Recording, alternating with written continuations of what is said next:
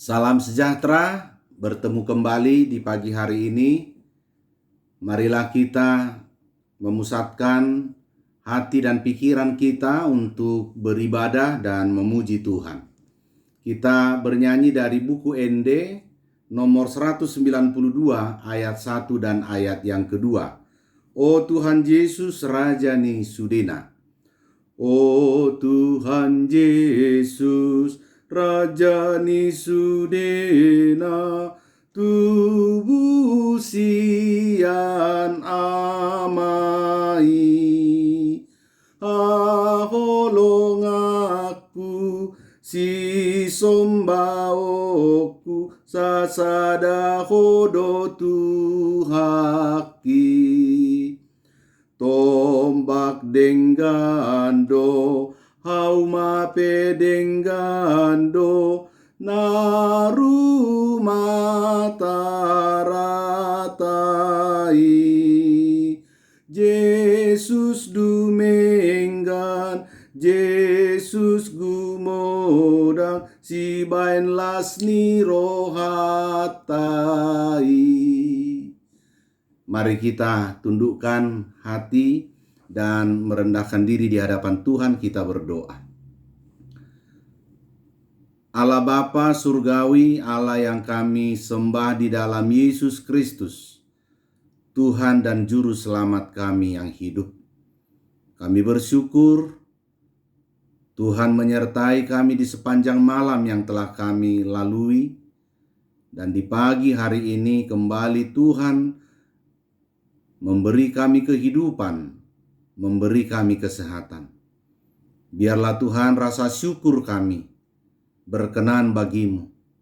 Dan biarlah firman-Mu yang hendak kami dengarkan menguasai kehidupan kami untuk dapat melakukan apa yang Engkau kehendaki. Dalam Yesus Kristus kami berdoa dan bersyukur. Amin. Yang menjadi renungan dari firman Tuhan bagi kita pada hari ini tertulis dalam Injil Yohanes pasal 1 ayat yang ketiga. Demikian firman Tuhan. Segala sesuatu dijadikan oleh Dia, dan tanpa Dia tidak ada satupun yang telah jadi dari segala yang telah dijadikan. Bahasa Batak Toba, saluhut nai marhite sian hataido, ubahen nama jadi. Jala dang adong nanggosada sian naung jadi naso marhite sian ibana.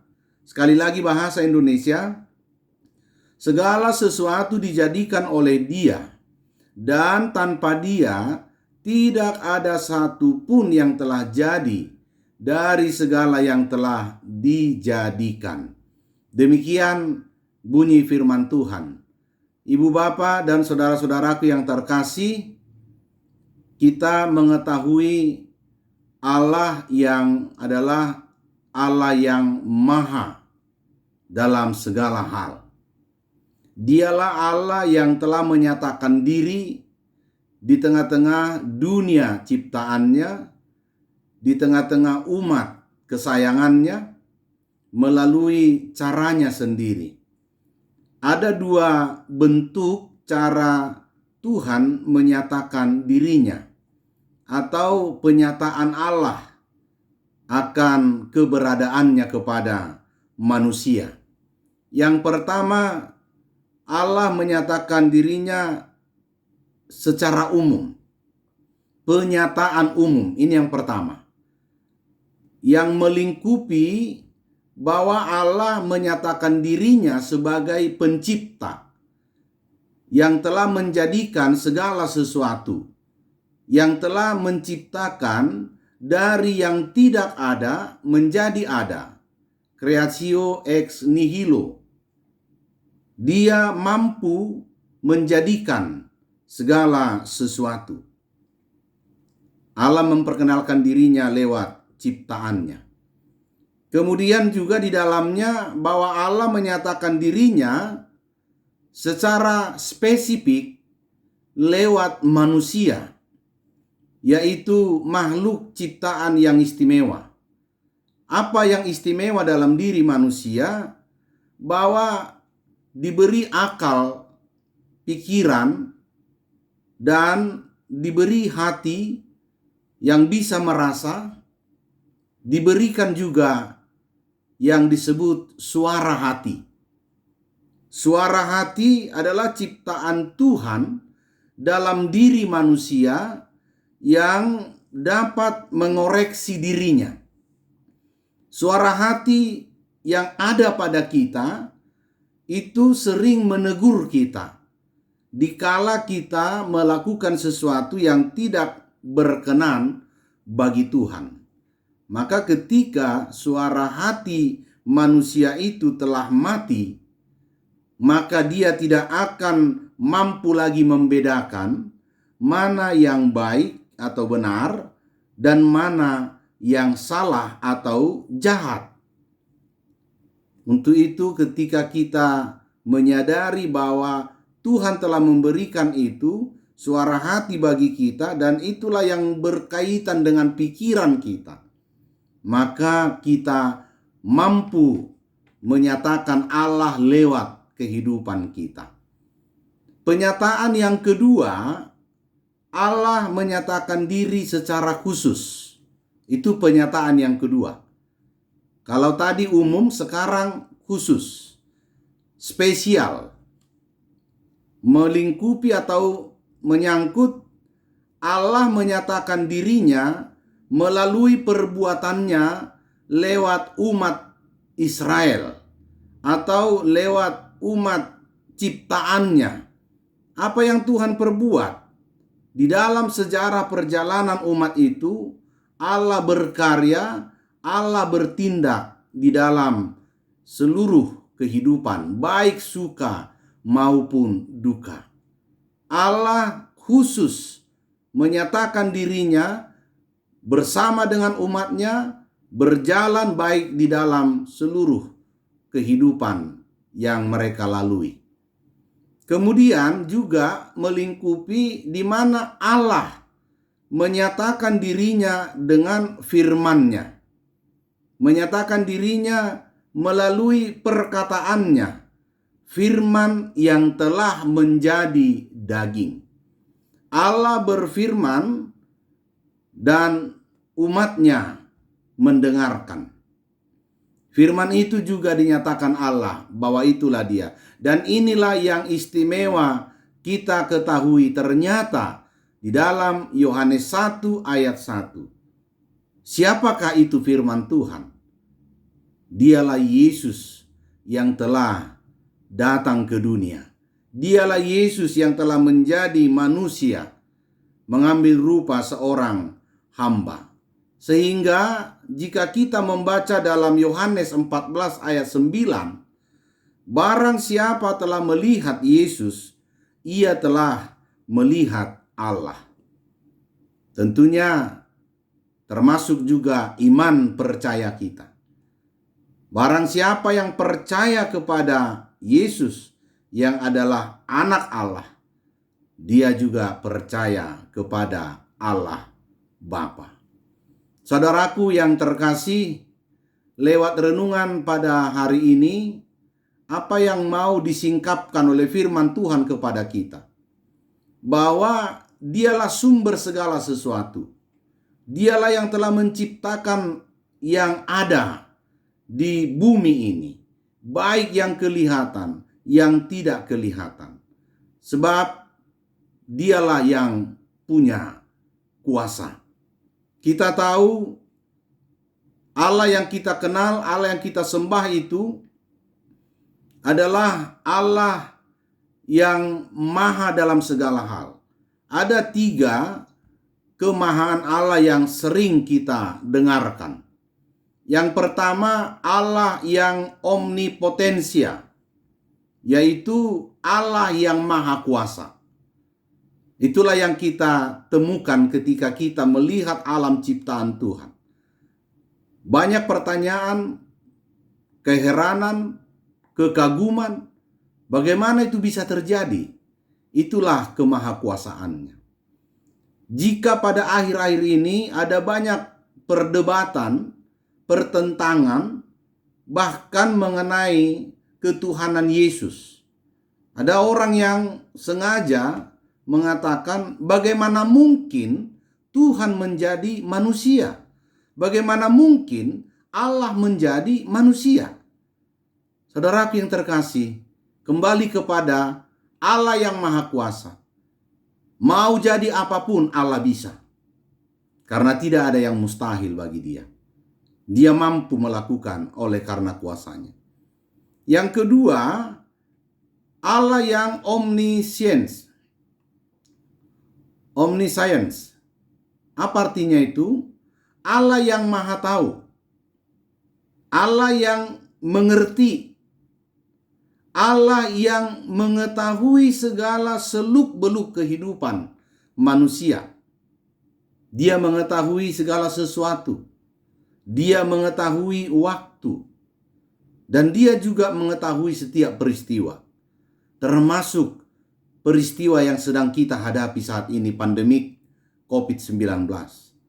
Itu kita imani atas seizin, sepengetahuan Tuhan.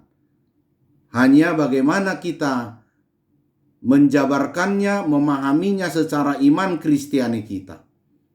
Tuhan mau mengajak kita lebih sungguh untuk memahami Dia, untuk mengerti kehendaknya. Yang ketiga, Allah yang omnipresensia, omnipresen, maha hadir. Dia bisa hadir dimanapun dan kapanpun.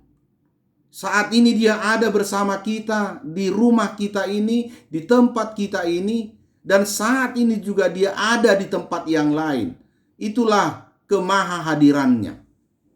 Oleh sebab itu, ibu bapak saudara yang terkasih, apa yang dikatakan lewat firman Tuhan yang telah kita baca tadi, bahwa segala yang telah dijadikan itu tidak ada satu pun yang telah jadi tanpa Dia, oleh Dia. Kuasa dan kemahatauannya dan kemahahadirannya lah membuktikan bahwa segala sesuatu bersumber, berasal dari Dia. Apa yang mau kita petik bahkan untuk kita hidupi saat ini? Ibu bapak saudaraku yang terkasih, tentu kita harus memahami bahwa di luar diri kehidupan kita ada sesuatu yang tidak terbatas, yaitu Dia, Allah yang berkuasa, Allah yang menguasai seluruh kehidupan kita. Kemudian yang bisa kita renungkan lewat firman Tuhan ini, kita percaya dan mengimani bahwa Allah adalah pemilik segala sesuatu. Karena dikatakan oleh Dia, untuk Dia. Dia yang memberi dan kembali kepada Dia. Termasuk kehidupan kita. Bukan kita yang mempunyai. Pada waktunya kita harus kembali kepada Sang Khalik. Namun menjadi pergumulan kita ketika dosa telah membuat manusia itu buta. Ketika dosa telah membuat dunia ini cacat dan tidak lagi mengerti tujuan penciptaan yang pertama, bahwa Allah menciptakan bumi dan segala isinya untuk kebaikan, untuk kehidupan kita. Tapi yang terjadi, dunia telah penuh penderitaan, penuh pergumulan, sakit, bencana, perang, dan lain sebagainya. Hari ini ibu bapak saudaraku yang terkasih, mari kita benar-benar menggumuli ini, merenungkan sedalam-dalamnya di relung hati kita yang terdalam, agar kita kembali kepada Dia. Kita mengubah segala pola-pola hidup yang selama ini telah jauh, bahkan meniadakan Dia sebagai pencipta, pemilik, dan pemelihara kehidupan kita. Karena kita sering lupa bahwa Allah adalah yang menciptakan langit dan bumi. Dialah yang telah mengadakan segala sesuatu dan menopang seluruh kehidupan kita. Tapi hari ini saya mengajak ibu bapak saudaraku yang terkasih, tetaplah imani dan percaya bahwa hanya Tuhan yang punya kekuasaan di dalam kehidupan kita. Satu lagi ibu bapak saudara yang terkasih, khusus pada saat ini ketika kita menghadapi pandemi COVID-19, jangan pernah kita ingkar, jangan pernah kita bosan, jangan pernah kita jauh dari Tuhan. Ingatlah bahwa derita pun Tuhan pakai untuk kebaikan kita, untuk lebih mendekatkan diri kepadanya. Jangan pernah menggantikan Tuhan dengan yang lain. Kesetiaan kita jangan pernah digantikan oleh hal apapun di dunia ini yang boleh kita nikmati. Karena dengan setia memelihara perintah Tuhan, bahwa jiwa kita, roh kita, kehidupan kita akan mengalami sukacita yang melimpah. Tetapi sebaliknya, ketika berhala-berhala modern, ketika keindahan dunia ini telah menggantikan posisi Allah di dalam kehidupan kita, materialisme, individualisme, konsumerisme dan sebagainya akan semakin memperburuk keadaan kita.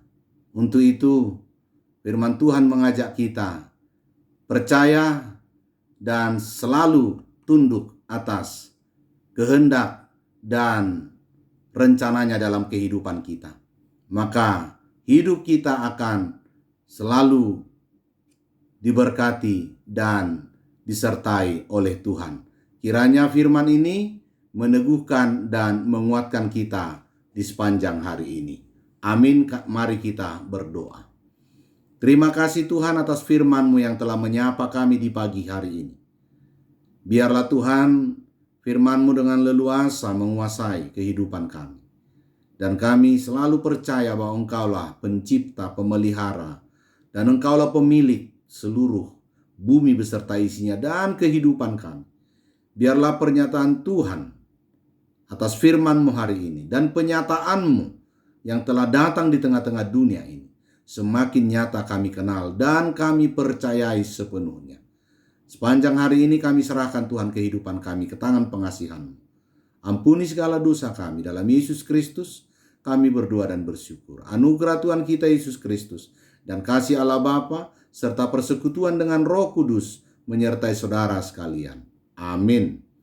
Tuhan memberkati dan tetaplah melakukan apa yang Dia kehendaki untuk kita lakukan di sepanjang hari ini. Horas.